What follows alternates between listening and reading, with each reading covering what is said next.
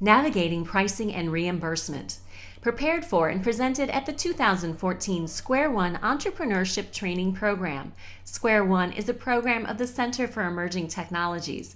CET is an affiliate of the Cortex Innovation Community. Square One is funded in part by the Missouri Technology Corporation. Thank you all for being here. I want to give you a little bit of an analogous perspective to what reimbursement's all about. How many of you have a product that would ever be prescribed or used by a physician or a physical therapist? So, Two of you? right. Maybe three. Okay, everything else you're making is not in the medical market, doesn't require physician oversight, nurse oversight, anything like that. Well, now, we've got some animal health, so that may or may not require a veterinarian, right? Right, okay. Would that be included?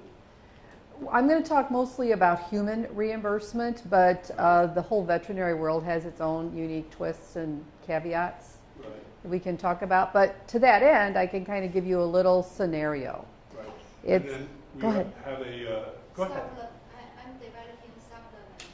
So, nutritional supplements?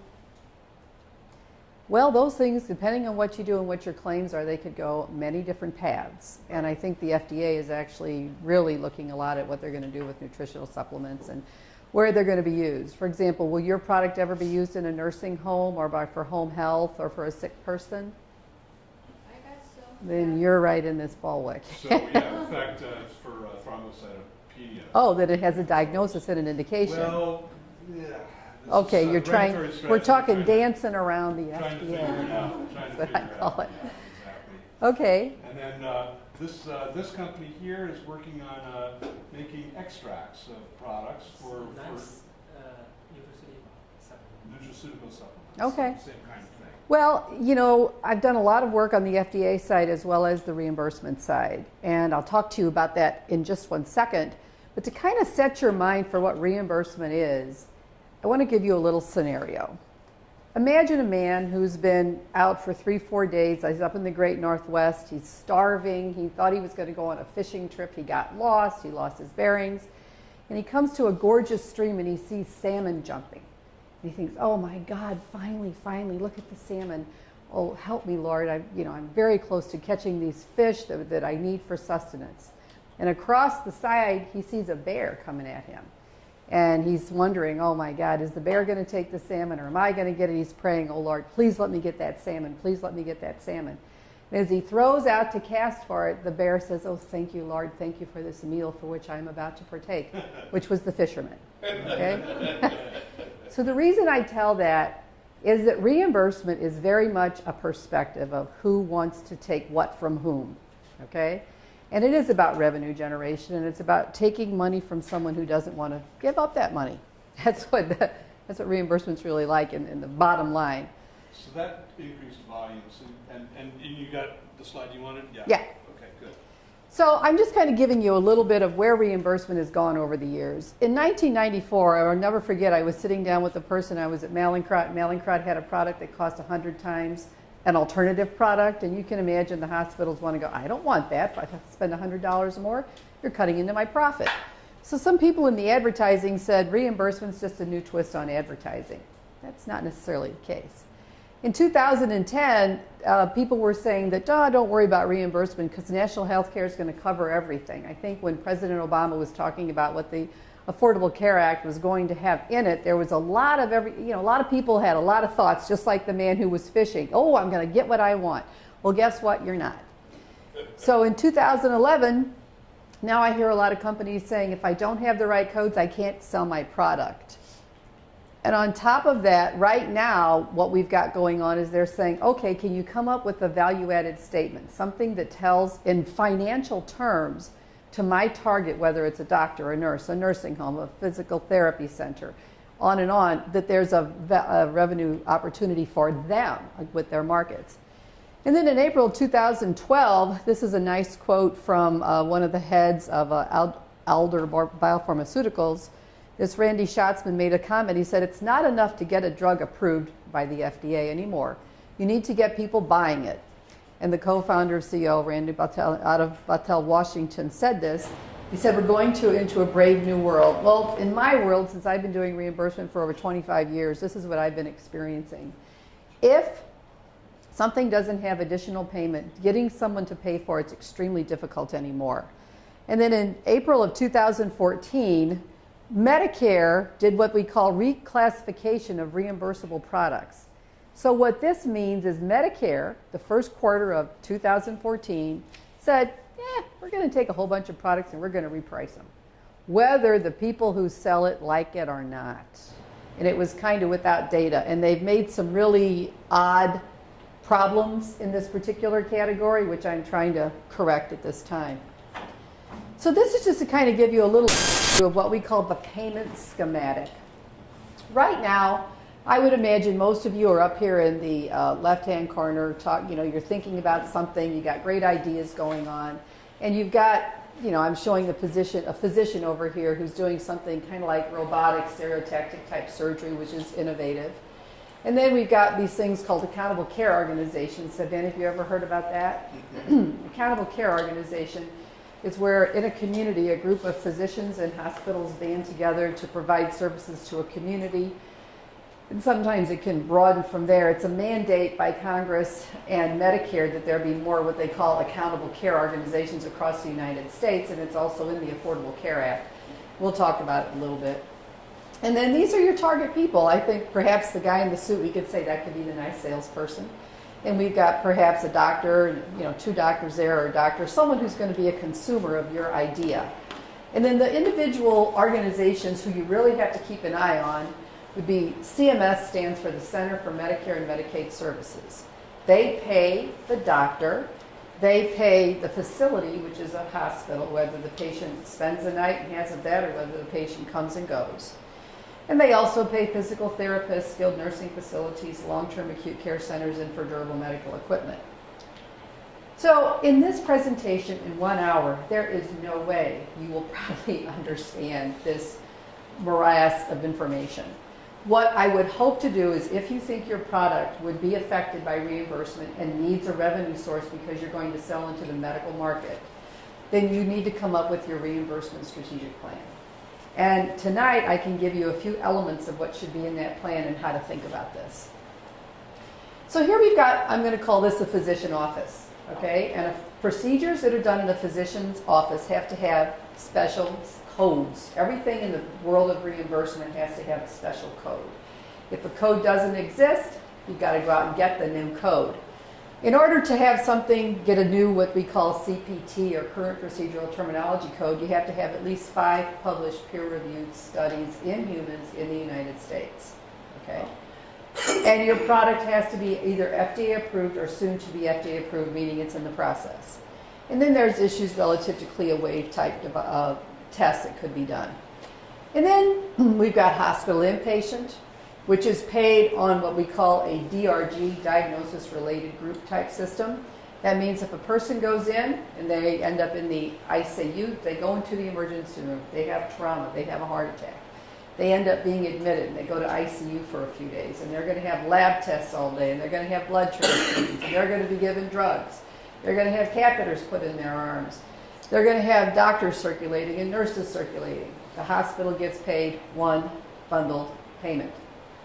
It does not matter how many items you think you're going to sell into the ICU, into the inpatient setting, anymore. If it doesn't make money for them by reducing costs one way or another, you're pretty much dead in the water, and it's harder than ever. With the Affordable Care Act coming in, hospitals and doctors, all the whole medical community has gotten much more careful about where they spend those dollars.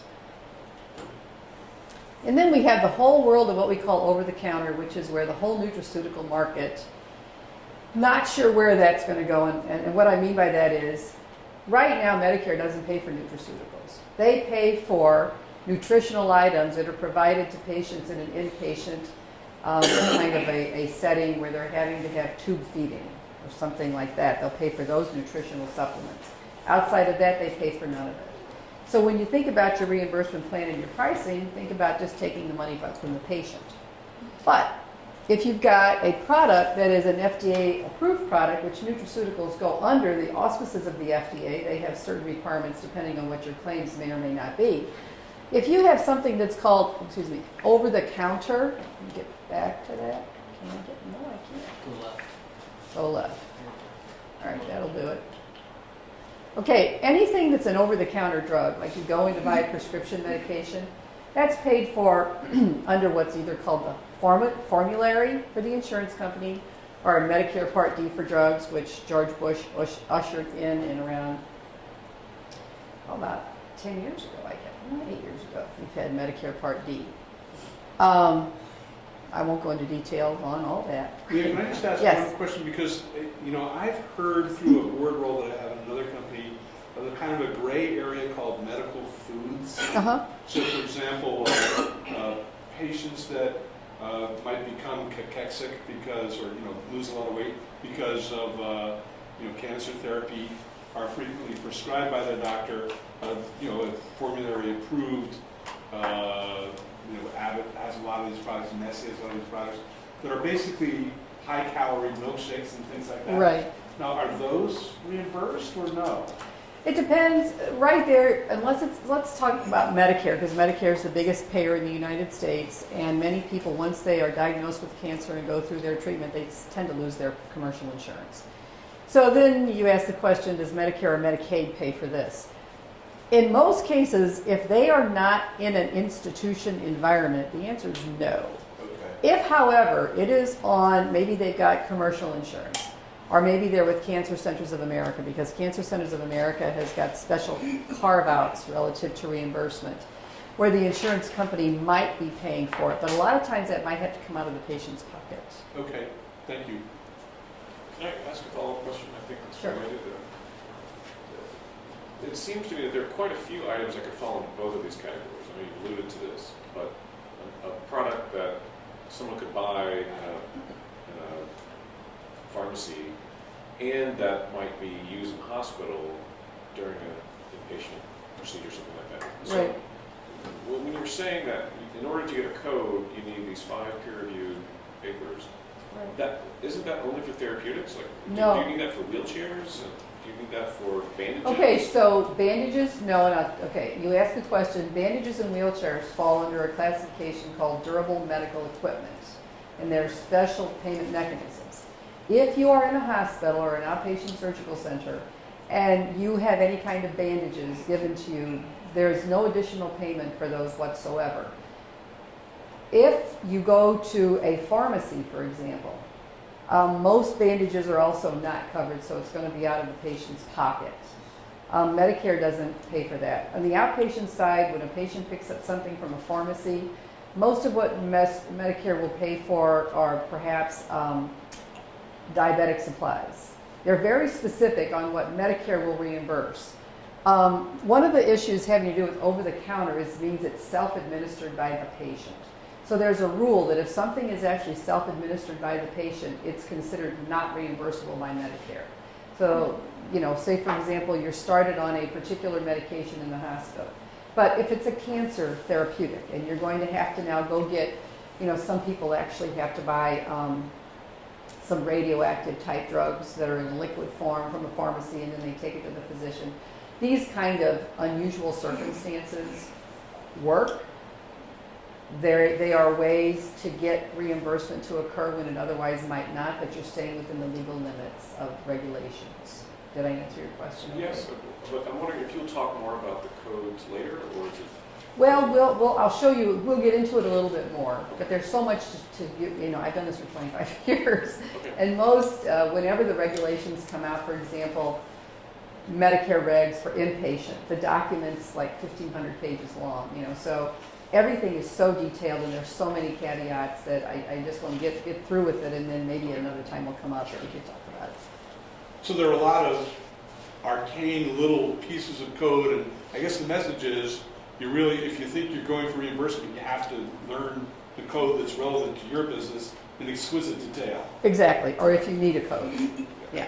And to his point, if you find a code that defines your product, say for example, you're going to sell some new bandages, or wheelchair, I'll talk about that. Wheelchairs, require that they get, there's a code, a specific code for wheelchair parts. And you have to go through what's called the pricing and PDAC, it's Pricing Data and Analysis Center. And there's a special way to write up a request for a verification of a HCPCS code. I'm very much involved in that right now on 2 products, trying to get that finished. Meaning that if they say your product can have a code and then it can be billed in the future, you've got revenue. If they say, oh, by the way, we're going to give it an unlisted code status, well, you've got no revenue. So they can make or break your story in a letter. And the reason I'm kind of showing this is we've got 3 different kinds of cars up here. Down on the lower left, this would be your more, everyday, most people can afford the car. On the top, we've got this lovely Mercedes-Benz that I'm positive is somewhere in the 6 figures. I think somebody told me it's over $200,000. I don't know anything about that world. And then over there, the only reason I put that next to it, that's called a total knee replacement or total knee implant. Do any of you know anyone who had a knee put in, had to get a new knee for dancing maybe? I'm even. Well, the reason I put that there is the price on those varies tremendously based on the company, based on the material, based on their market, a lot of things. And say for example, the average reimbursement, to give you an idea, from a DRG, from what's called a primary knee, average reimbursement today is about $9,500 to $10,000. A lot of those implants cost $7,000, $8,000 if you get the ones that give you the most range of motion, the best flexion. They're made of a material that's likely to not leach into your blood system.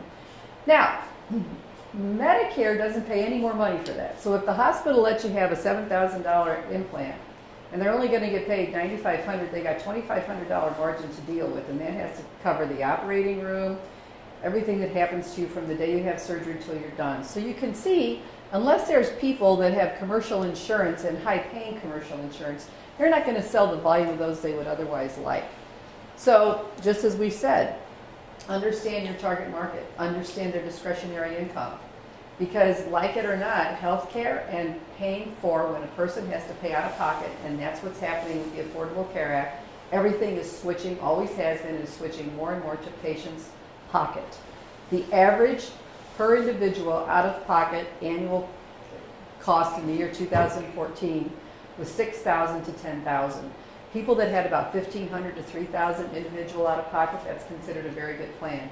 Some people that work for maybe Boeing or some of the very big billion-dollar corporations, they're a little more protected. So keep in mind, a lot of what you're doing could end up being paid for by the patient, and the patient might make a decision, I don't want that. I can't afford it.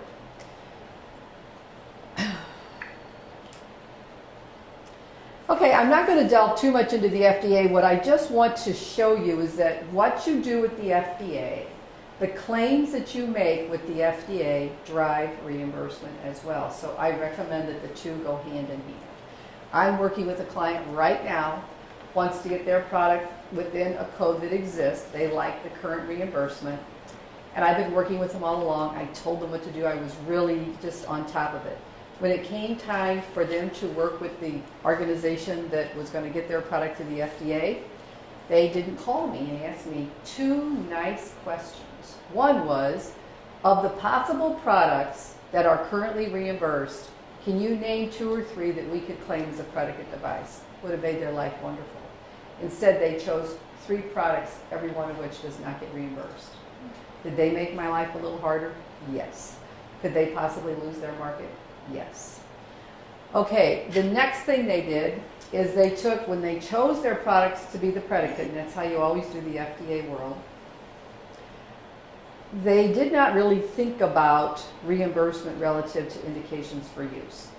So their product doesn't necessarily match the code that we want to put it with. So we're trying to navigate this, and I'm using my years of experience, leverage, jokes, anything I can to help get this thing through. But I don't know why they didn't stop for a minute and ask that one question, because by the time they submitted to the FDA and they were already in process, I said, your 3 products aren't on the list, they don't get reimbursed.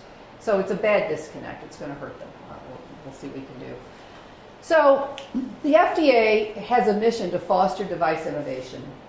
I've worked with the FDA for over 25 years. I get along with them really well. Maybe I'm one of the lucky ones. I really think if you go to them and ask them to help you, and you don't go to them more of a, I've got something lovely and I want you to get it through right now, and I'm not going to give you any serious data, forget it. I think they're an organization of scientists, by and large, are physicians in their specialty, and they only ask nice, appropriate questions. Many people would probably shoot me for saying that or have me jailed for saying something like that, but I think they're only there to actually do a good job. Sometimes when you're talking with them, they will ask you questions that are so detailed and so mundane, like your nutraceutical. I could not be, given the change they have with nutraceuticals, I imagine they're going to ask you about every piece of chemistry in that product and what its packaging is and what the chemistry is inside the packaging. Okay, I'll bet you on it. And then they're probably going to ask you a few questions. You know, even though they say it's kind of tangentially under the FDA guidance, they're in the process right now of updating what their thoughts are on nutraceuticals and supplements. So you might want to get an ear in and have some conversations with them. Their goal is to create a more predictable and regulatory environment and enhance device safety. And if you follow this process and you've got data and you present it in an appropriate manner, they're relatively easy to work through.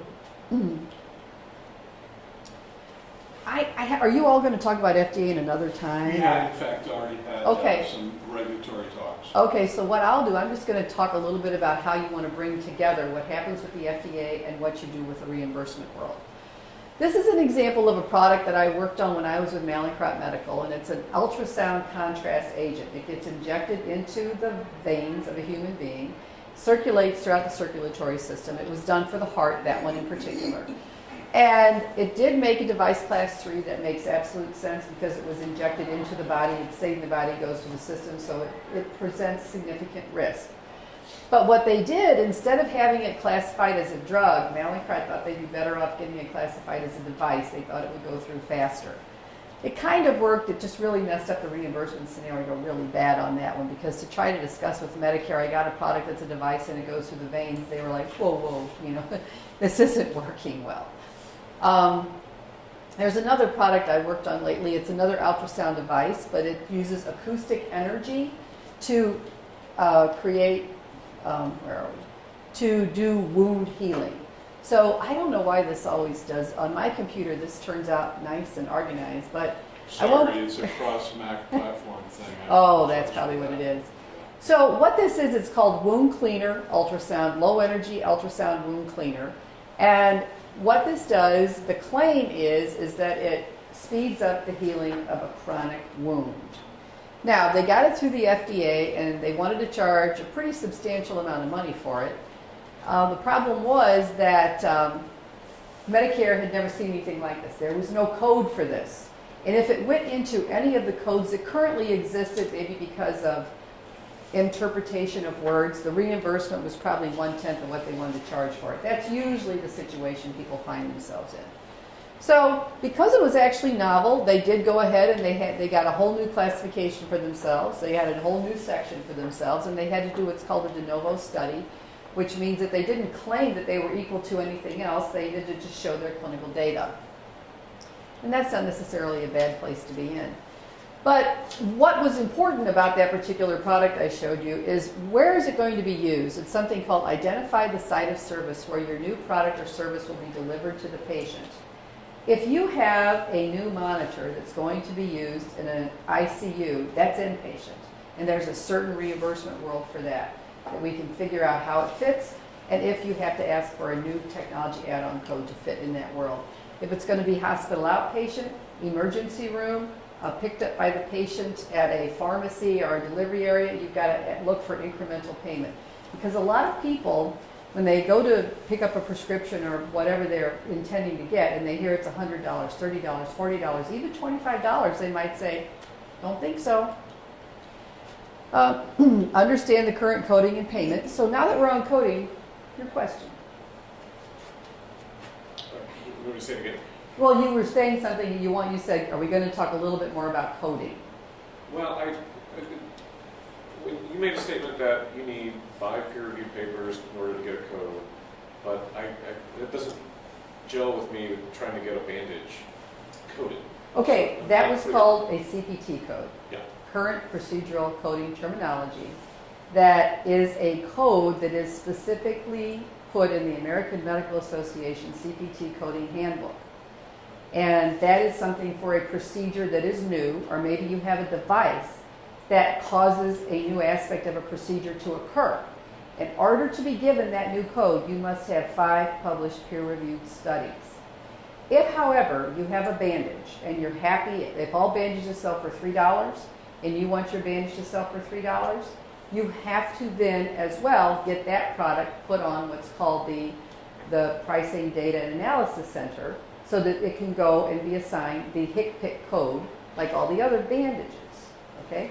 You're then stuck with whatever the price is. So getting a new code is where you require the clinical studies. Right. If you can fit your product into an existing code or select one of several codes, then the burden of proof is lower, it sounds like? The burden of proof is lower, but you have to prove, say for example, it has to be FDA approved. Whether it's a class 1 or class 2, they're going to ask for your FDA approval documentation or your clearance letter. And even if you think you fit into a category, I cannot say enough about make sure every word as you describe your device fits those codes. And I don't know what it is you're talking about, but durable medical equipment has got a fee schedule, and it's set. And if the price that's currently offered is not equivalent to, or you can't sell it at that price and make money, and you're going to want something that's described similarly but costs more, it's not going to happen. Unless, the only way you can get that is if you have to go for a new code. A new code still, 5 published peer-reviewed studies. If you want what's called a new technology add-on code, which I actually have to leave as soon as I'm done because I've got a deadline on the 20th, and this is the 18th, right? It is. Good. On my way down here, the 18th or the 19th. If you want a new technology add-on code, you have to demonstrate that something provides an improved net patient benefit. Okay? They don't say you have to have 5 studies, but it doesn't hurt. If you have 3 studies and they're very well designed, U.S. human type studies, it's how they feel that day. And I will bring this up. A lot of people think the hardest objective is to get through the FDA. Absolutely not. I can do that almost with my eyes closed. The hard task is reimbursement, because FDA has got fabulous guidances. Did you talk about all the guidance documents? A little bit. Yeah. So depending on what you've got, find your guidance document. It's a pathway, and it will tell you what to do. And some of it you might not want to do, but if you've got a great reason that you don't want to do something, and you've got good solid science to support why you don't want to do something, you're okay. With Medicare, it's extremely subjective, and it's not well defined. I'll give you an example. Right now, I'm having to do something with what's called a new technology add-on code, and I have a cost analysis I have to include in it. I asked a question they don't know the answer to, and actually what they understand is wrong in healthcare finance. When you say that, do you mean the customer? Medicare. Medicare Medicare. does it. I have to submit this to Medicare for Medicare to give me an additional code for something that's used in a surgical procedure. And there's a cost analysis you have to do. You have to demonstrate that you're significantly expensive over the current reimbursement. And there's a lot of formulas to follow. Well, the way they described for us to do it's actually wrong. And I tried to bring that to their attention. I said, so what do you want me to do? And they said, well, do whatever you want and then give us your rationale. And I'm like, no, I want to do the gold standard. I want to do whatever you want me to do.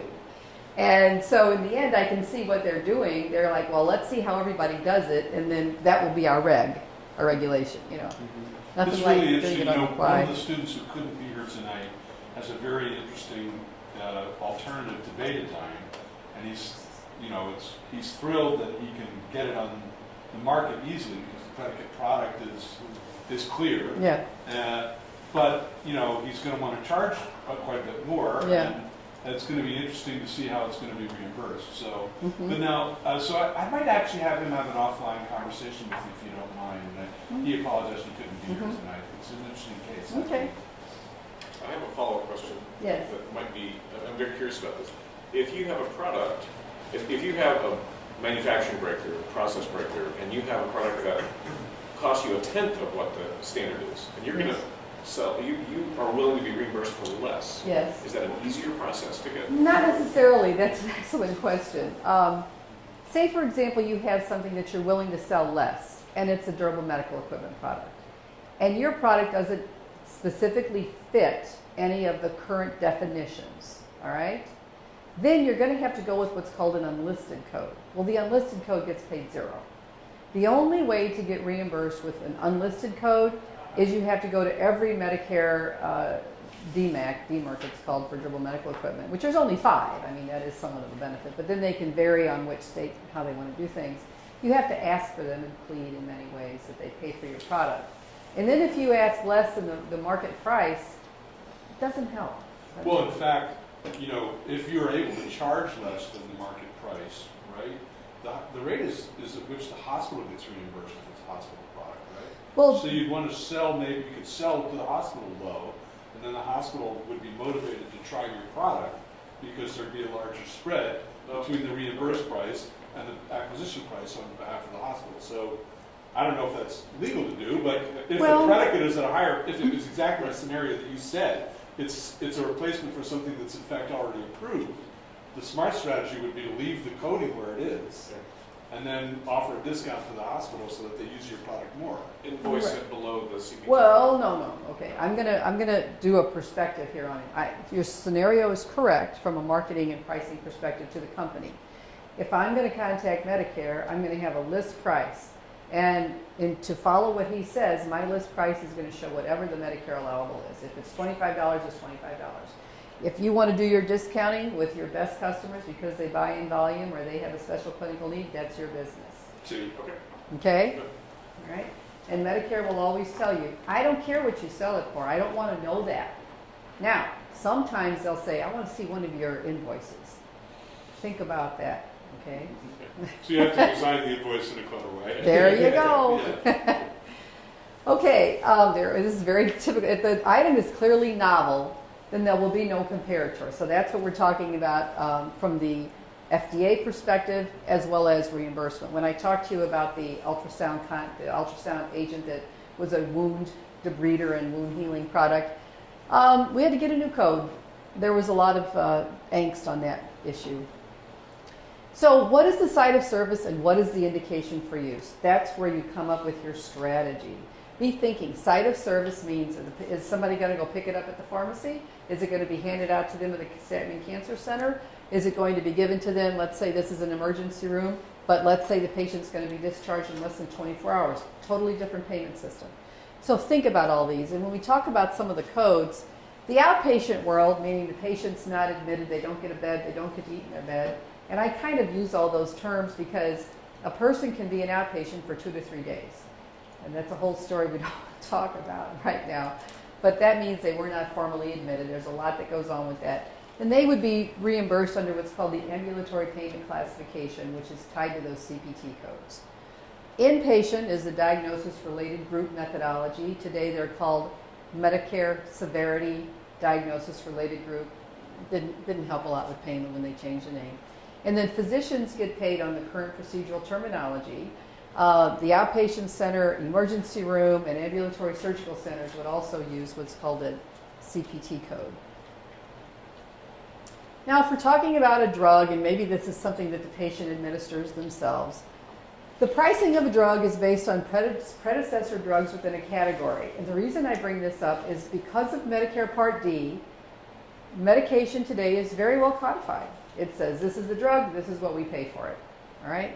And a lot of that payment you'll see reflected in the Blue Cross formulary, United Healthcare formulary. Actually, right now, Medicare is paying for more of the expensive drugs than either Blue Cross or United Healthcare or Aetna will allow. So whatever, if you have a drug and the price is $100 a month or $45 or a chemotherapeutic agent, $1,900 a dose, and you want to come out at $2,500 or $3,000, it's not going to happen. As much work as you do, as big as Pfizer thinks they are, as big as Roche and the others say they want to be, you can have it, you can charge it, and then you work very hard. They hire people like me, and I stay awake all night trying to figure out how to get these products through the reimbursement sections of the insurance companies. So think about it. And then there's what we call the average sales price. That is for a drug.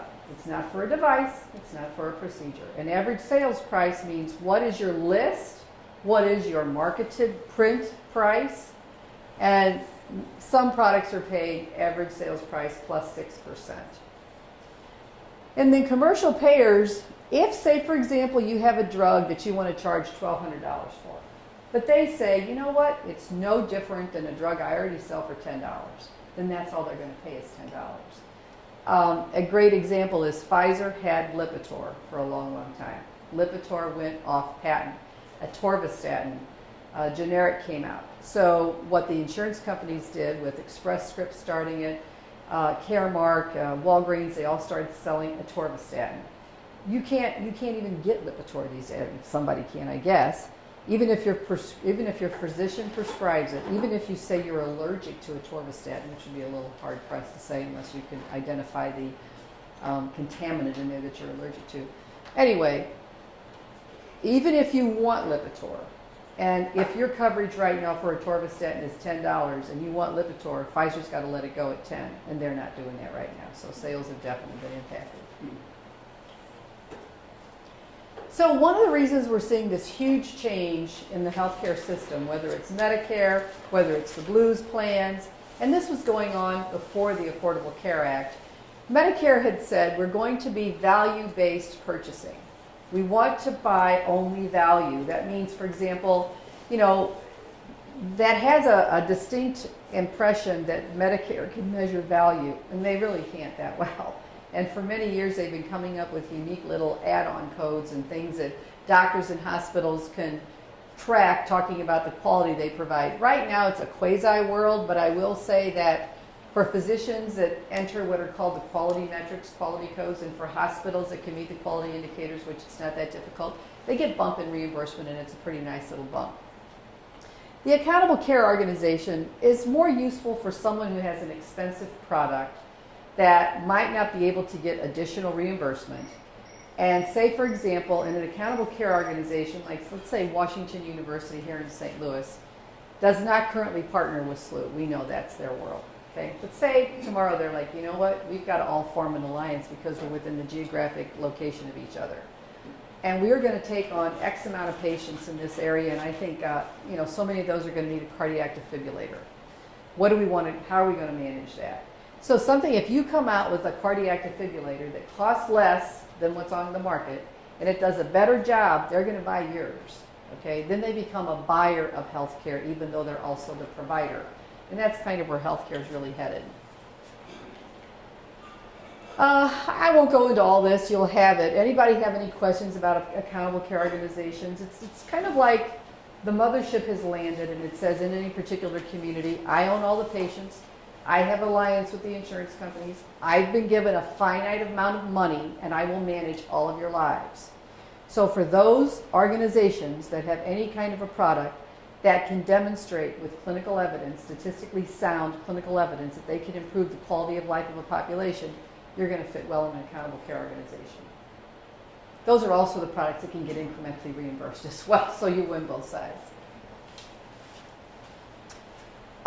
So back to what we're calling product planning. I think this is a really good time to be getting this information. There are times, I have a company right now, the one I have to get this new technology pass-through code on, they just realized this could help them in October 1 when I met with them. Right? They've had a product on the market for 3 years. You want to ask yourself, how could this be that they waited so long? And why did I take on an account to try to handle this in such a short period of time? But understand who your stakeholders are. Patient, physician, is it their support staff? For example, items that are used by physical therapists are hard to get reimbursed. The whole area of physical therapy is met with suspect by Medicare and the private insurance companies. And the only reason I say that, I know that sounds very judgmental, but they limit the amount of care anyone can get in a plan. They require the physical therapist to give diagnosis codes over, say, 6 or 8 or 10 sessions so that you can get more sessions. And I think over time there was a lot of abuse on that particular side of the healthcare spectrum. Just keep in mind that if you have anything that's going to be used in a nursing home that would be administered by a physical therapist or a physical therapist aide, you have to have really good, clean data to show that there's nothing untoward happening. Understand if you're going to be presenting to hospital administration. If you're going to be presenting your salespeople, or you, when you're an entrepreneur, it's going to be you. If you're presenting to the vice president of the division, he cares about his margin. If you're not going to positively impact his margin, they'll say, thank you very much, bye. And this is important when you're looking at your budgets and your sales. And then there's the private insurance companies, and of course we've got Medicare. Medicare is for patients that are 65 and over are disabled. The disabled is a pretty big component of that Medicare patient population. They pay on average for about 67% of all claims in the United States at any point in time. So it's a market to be aware of. Medicaid population changed a lot with the Affordable Care Act. It used to be about 6 to 8% nationwide, and then depending upon what you're doing, for example, if your product would be in the area of children or pregnancy or newborn care, that's a pretty high percentage of utilizers of that. But overall right now, Medicaid's up to 12 to 15%, and that is somewhat to an extent of the exchange expansions. And then understand the patient and their family. You know, is this new disease going to change their lifestyle? If you have something that can make that lifestyle more affordable for that family while they're living through the disease with the patient, that could be very helpful. And then be committed to get the data. I cannot tell you how many organizations think at the last minute that's important. Or at the last minute, oh, well, you know, I don't know if it's properly statistically powered. What does that mean? Don't get yourself caught in that position, that you will waste time and money like that. I see you've got another 8 slides to go. We're at about coming up on the 40-minute mark. So the lesson I'm hearing is this is really important stuff, but for all these companies that are so early, it sounds like they need to be planning a reimbursement strategy right alongside when they're first thinking about the regulatory strategy. Yes, I would, sure, Yeah. sure. In fact, every company I worked for, when I was with Mallinckrodt Medical, just to give you an example, they realized after I was there for about a year or so, you know, very large organization, that somebody in the R&D side had a great idea. And I'll never forget, I came into a meeting, actually I was with them for 6 weeks when this happened. And it was a new thing that would have been used inpatient. I said, why do you want to do this? It's already easily done in this manner. Well, they worked in the lab, they hadn't been to a hospital, they didn't really know what went on in the hospital. Well, that was about a $30 million, well, we shouldn't have gone down that path. But what they did is in the process of new product development, I was plugged in on day one. And I'd say, this looks like it'll work, no it might, or this is where it might fit.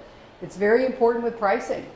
If you have a product at $350, it won't sell, but at $60 it will sell. Maybe you want to think about how to make it at $60. Okay.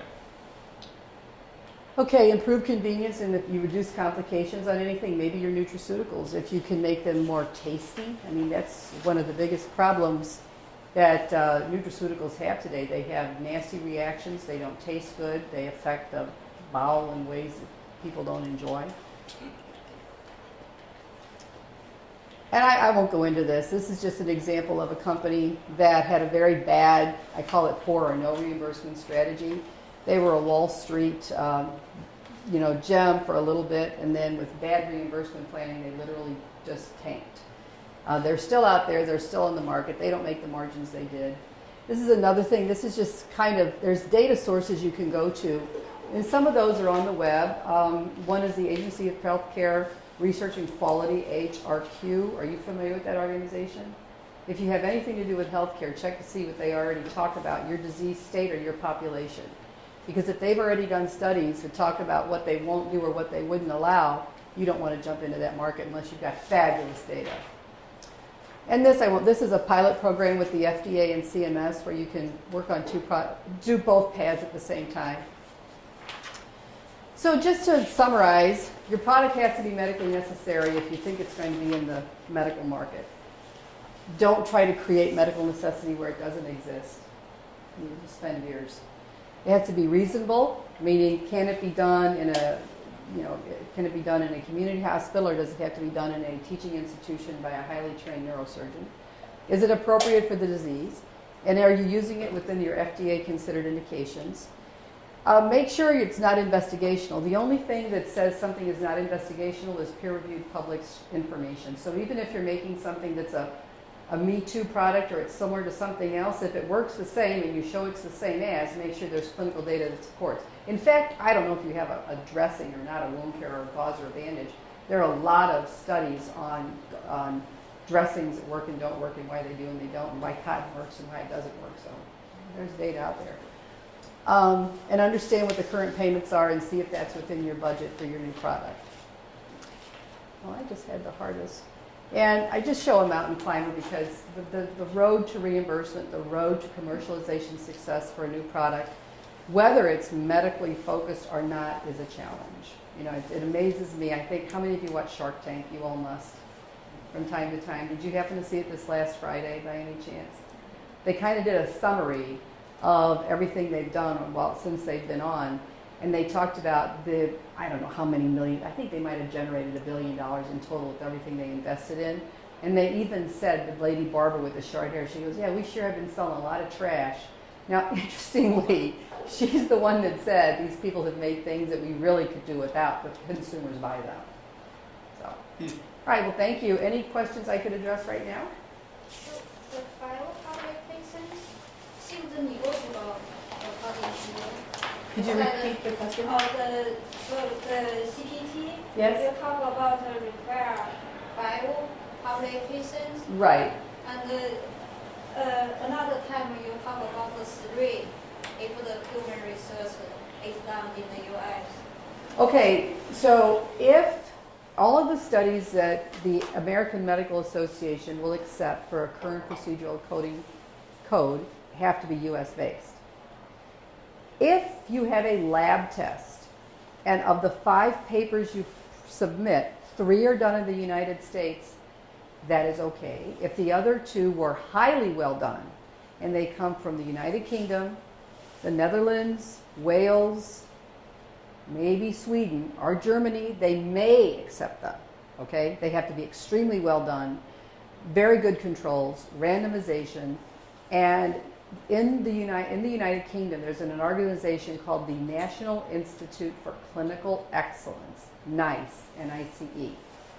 If there was data on your product and it was in Europe and it was submitted to NICE, that's what I call it as an acronym, and NICE had a positive review, that doesn't guarantee U.S. reimbursement, but it helps.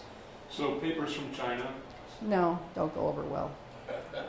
sorry. But I mean, some research may be done overseas, but because I saw some publication, the research done in Philippines, but published in the U.S. journal. Okay, so even if it's published in the United States in a U.S.-based journal, and the study was done overseas, all I can say is it's not well regarded. Those kinds of studies can get products through the FDA, yes, and again, they have to be very well done. When it comes to reimbursement, the reason they care that it's a U.S. patient population, it doesn't matter. I mean, they really do want you to segment and talk about Asian, African American. They really want the racial differences not because of a reimbursement perspective, but they do believe that because of social differences, people might respond differently or might not have access to something you want to sell.